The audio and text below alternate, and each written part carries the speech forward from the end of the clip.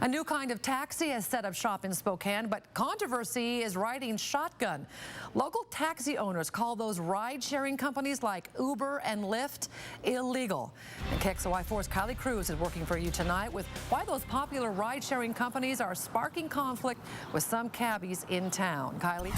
And Nadine, before the most common way to get a ride in Spokane was simply by hailing down a taxi cab. But now, with a touch of just a few buttons on your cell phone, you are able to get someone to pick you up. But this is not sitting well with some taxi drivers in Spokane, and they want these ride-sharing companies to follow the same rules they do. Hop into Zachary Kelty's car. I love talking to people, so this job is perfect for me.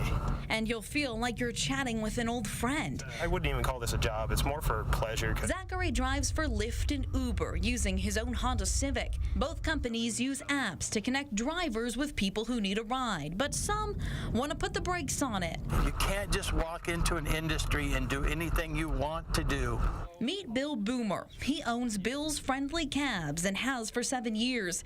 Boomer's not big on these new ride-sharing companies coming into his turf. Since Uber and Lyft stopped in Spokane, Boomer says business at some small cab companies is down 50%. His has even taken a hit. I'm going to say I'm down 15%.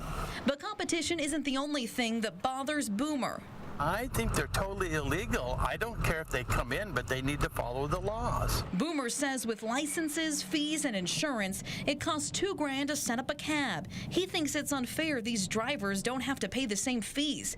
The city is looking into it to see how both can coexist. I want to make sure everybody's participating on a level playing field as well, and that it's not just taxi drivers are paying some fee, but Uber and Lyft aren't paying other fees. Both ride-sharing companies claim their drivers are heavily insured and pass strict background checks. We're not doing anything wrong. I mean, we may be operating in a gray area, but we're not doing anything illegal.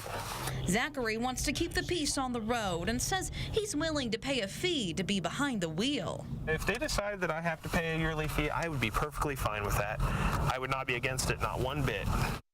And City Council members will meet next week in a study session to discuss this very issue. It's happening on Thursday, and they will look at what they can do, possibly put in some regulations in place with these ride-sharing companies. Now, Council President Ben Stecker telling me today he likes having these businesses in place, so it's trying to find that happy medium, and he hopes they can come up with something by the end of summer. Reporting live tonight on the Sky Deck, Kylee Cruz, KXLY4 News.